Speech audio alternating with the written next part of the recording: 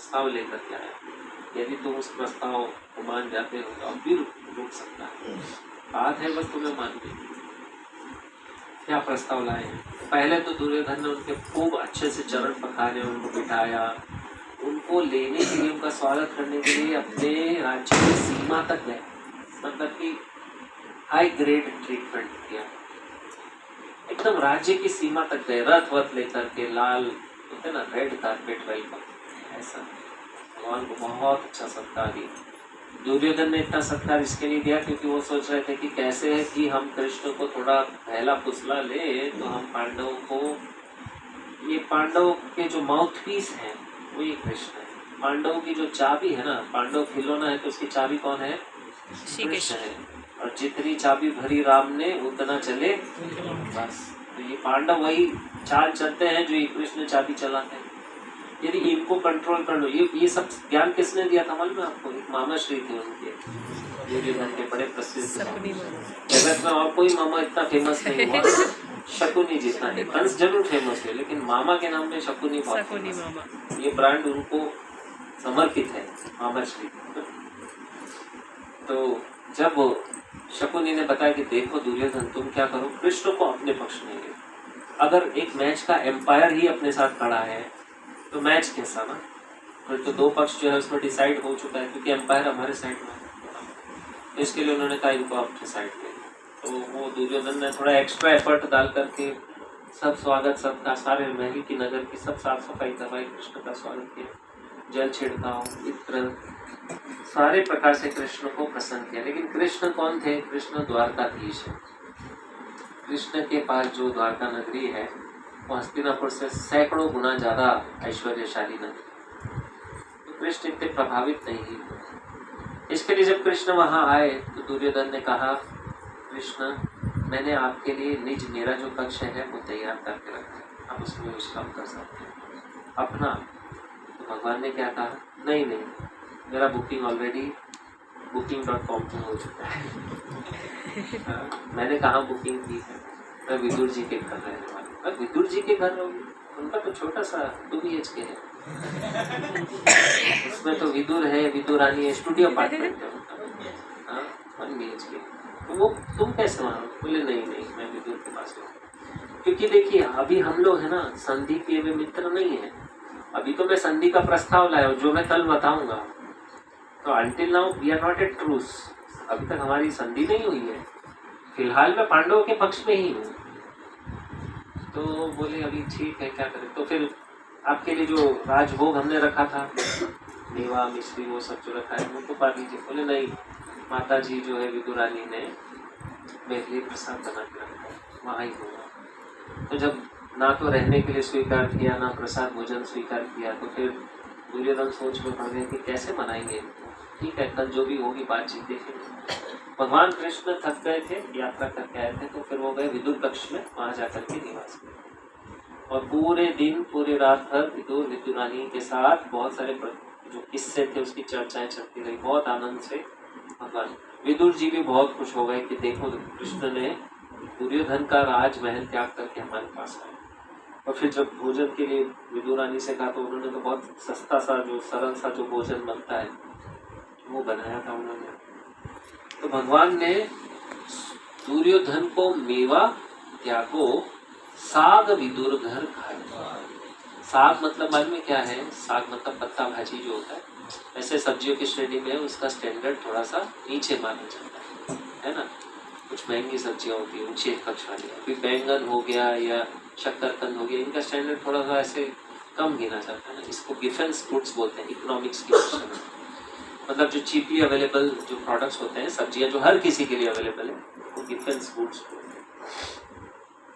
तो विदुरानी ने शाक बनाया और जो भी कुछ बनाया, ठाकुर जी जो है वहां पर बैठ करके खा रहे थे। विदुरानी और विदुर इतने मग्न थे कृष्ण के दर्शन करने में, क्योंकि बैठ करके इतना अवसर उनको वीआईपी प्राइवेट दर्शन कभी मिला नहीं था। बहुत लंबे अरसे बाद ये मौका मिला। तो फिर उन्होंने, भगवान को तो केला खिलाना था तो केला तो जाता था डस्टबिन और छिलका जा रहा था कृष्ण को, और भगवान भी प्रेम से खा रहे थे। इस प्रसंग में आप एक वात्सल्य रस का आदान प्रदान देख रहे हैं, ये वत्सलता है। ये जो है विदुर जी कोई सखा के भाव में नहीं है, ओ कृष्ण माय डियर फ्रेंड, ऐसा नहीं है। वो एक कृष्ण को अपने एक आत्मज के तरह देखते हैं। भगवान ऐश्वर्य भाव में, लेकिन अपना आत्मज देखते हैं, अपने पुत्र, अपने, क्योंकि दुर्योधन उनके पुत्र के समान ही है, कृष्ण लगभग थोड़े उसी उम्र के रेंज में। तो भगवान के साथ जो वात्सल्य का आदान प्रदान होना था, भगवान बहुत मानते थे विदुर जी को, बहुत मानते थे। तो विदुर जी के वहां निवास किया, यहाँ प्रेम का आदान प्रदान हुआ। ये क्यों मैं चर्चा कर रहा हूँ, क्योंकि जो महीना है ना, ये प्रेम का।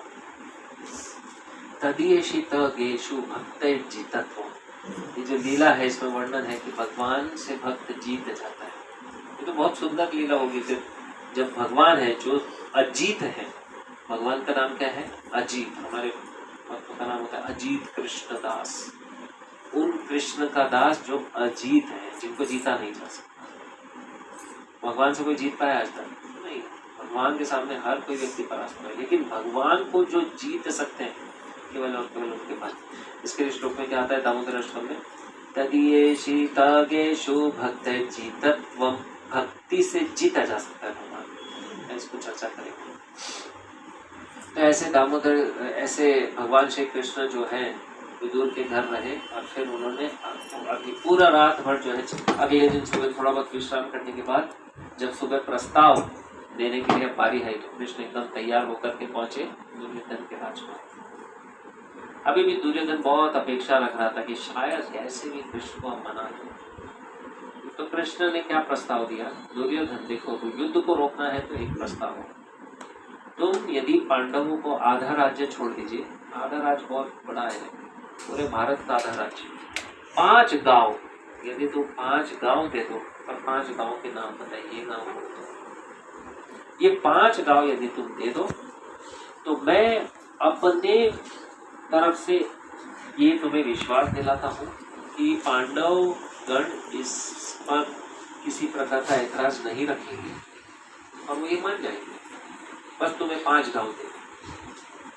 क्योंकि पांडव है क्षत्रिय, और क्षत्रिय का स्वभाव है राज्य करना, कहीं तो राज्य करेगा ना, उसको कुछ तो चाहिए ना। तुम अगर कुछ भी नहीं दोगे तो कैसे चलेगा? तो गिव 5 विलेजेस, 5 गांव है ना। भगवान कृष्ण ने बहुत मॉडेस्ट डिमांड रखी ना, 5 ही गांव दे दीजिए। कहाँ आधा राज्य था पूरे भारत का, और कहाँ केवल 5 गांव। 5 गांव में है क्या? थोड़ी सी जनता, थोड़े से संसाधन है, खेती बाड़ी है, गांव खत्म। थोड़े बड़े गांव हो गए तो भी चलेगा। दुर्योधन ने कहा कि 5 गांव के विषय को छोड़ दीजिए, 5 गांव नहीं, मैं तो इतनी सी भी भूमि नहीं दूंगा जिससे कि सुई पिरोई जा सके। सुई की जो नोक होती है, कितनी बारीक होती है ना, चुप जाती है, उतनी भी भूमि मैं नहीं दूंगा। इससे, इसके अलावा कुछ आपके पास है सेटलमेंट करने का तो बताइए। तब तो फिर कृष्ण का कि फिर तुमको क्या लगता है कि पांडव मान जाएंगे? तुम बोलोगे कि नहीं मैं नहीं दूंगा, नहीं दूंगा, तुम नहीं दोगे तो छीन के लेंगे। वो क्षत्रिय है, योद्धा है, जानते हैं क्या करना। इस पर दुर्योधन तेज मिला गया, छीन लेंगे, झपट लेंगे, युद्ध करेंगे। हाँ? तो वो कृष्ण को कुछ उल्टा पुल्टा कहने लगे, और कृष्ण ने कहा कि मैं तो तुम्हें प्रस्ताव देने आया था, तुम्हें नहीं स्वीकार है, कोई बात नहीं, युद्ध निश्चित है, और इस पूरे कौरव जाति का विनाश का कारण इतिहास बोलेगा कि दुर्योधन। ये इतिहास में छप जाए, इसके लिए मैं आया, ताकि हिस्ट्री जो है पांडवों को ब्लेम नहीं करे। हम आए थे तुम्हारे पास प्रस्ताव लेकर के, एक शांति दूत की मर्यादा में ये बांधने का सिस्टम नहीं। तब उन्होंने कहा कि अभी बांध देते इस ग्वाले को। अभी तक तो द्वारकाधीश, यदुनंदन, ये सब शब्द हो रहे थे, आप बोला कि अभी इस ग्वाले को बांध दो। तो सिपाहियों ने प्रयास किया कृष्ण को बांधने का। कृष्ण उठ करके चल पड़े उस सभा से, सिपाहियों बांध दो। तो चेन में लेकर के बांध। तब तक कृष्ण ने वहां पर एक विराट रूप धारण किया, विश्व रूप, पूरा बांध के दिखा। तो सभी जो कौरव थे उनकी आंखें चौंधिया गई, कोई नहीं देख पाया, केवल भीष्म पितामह देख पाए, दर्शन कर पाए, विदुर जी दर्शन कर पाए, बाकी अन्यथा कोई दर्शन नहीं कर पाया भगवान कृष्ण के विराट रूप का तेज इतना।